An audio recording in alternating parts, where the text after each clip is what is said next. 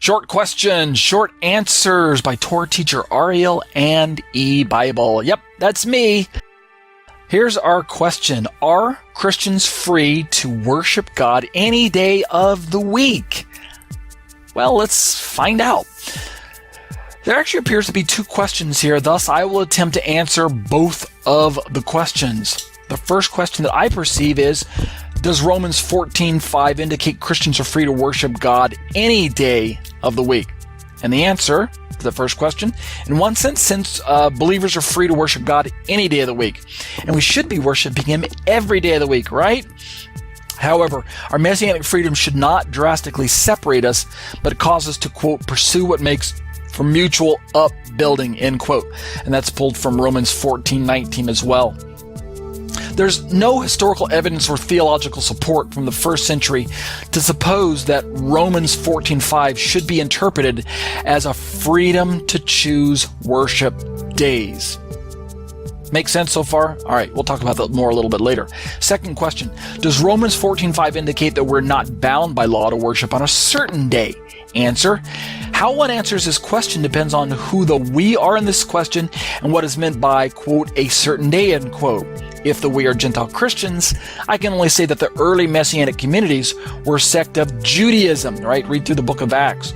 This means that Gentile members must have been quite familiar with and most certainly respectful of Torah, even if they did not fully embrace it as Gentile believers. Again, refer to Acts, this time chapter 15. Indeed, the evidence from extant first century rabbinic writings, i.e. the Mishnah, indicate Gentiles without legal Jewish status were forbidden from embracing Torah. Thus, popular opinion today would say no to this particular question. However, if the we is Jewish people and the certain day implies Sabbath, then the answer is an emphatic yes. For indeed, Jews are covenantally bound by God and Torah to worship on seventh-day Sabbath.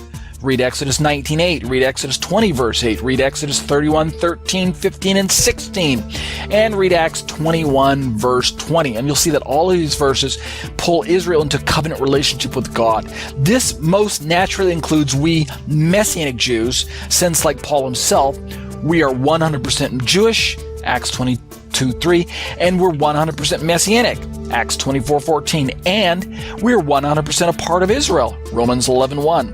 What is more, even the popular opinion teaches that the Torah is for Jews, right? That's what most people, both Jewish and Christian, come to the conclusion of anyway. So, what are our conclusions to this very short question? In this day and age, believers are free to worship on whatever day the Ruach HaKodesh, the Holy Spirit, leads them to worship on.